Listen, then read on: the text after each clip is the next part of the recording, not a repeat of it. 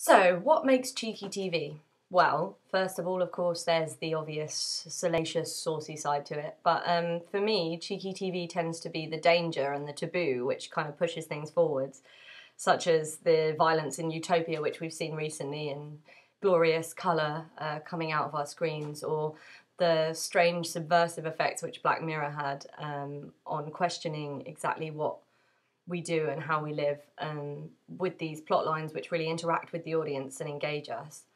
I definitely say there's the subversive comedy of Peep Show, that side of it where we see something and are taken aback by how much we can identify with it, but how we'd never think of it or never really engage in it in such a way. And I think that's really what TV is supposed to be. It's supposed to bring you to a point which is so obviously comfortable and so close to home, which pushes you beyond what you're used to and engages you in a very, very direct way.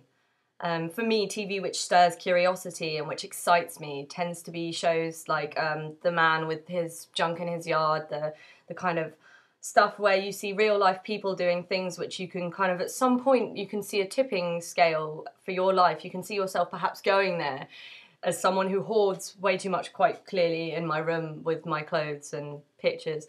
I can see myself becoming that man with the piles and piles and heaps being helped out by his community, and that idea of things which you would not necessarily think of but always engage with on some level. In the same way, it's the idea of the undateables. Everyone at some point feels like they're possibly the most undateable person in the world, but what Channel 4 has shown us is that everyone can find someone, or even if they can't, that there's some sort of humanity in people.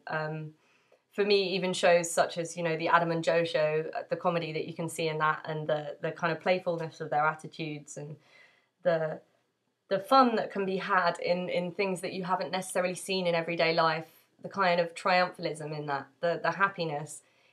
That's what TV is supposed to be. It's supposed to be, at the same time, interesting, but also pushing those boundaries of what you're comfortable with, or just engaging with the audience in a way that you didn't think that you would engage, creating ideas that you didn't think that you would necessarily find yourself answering to, I suppose.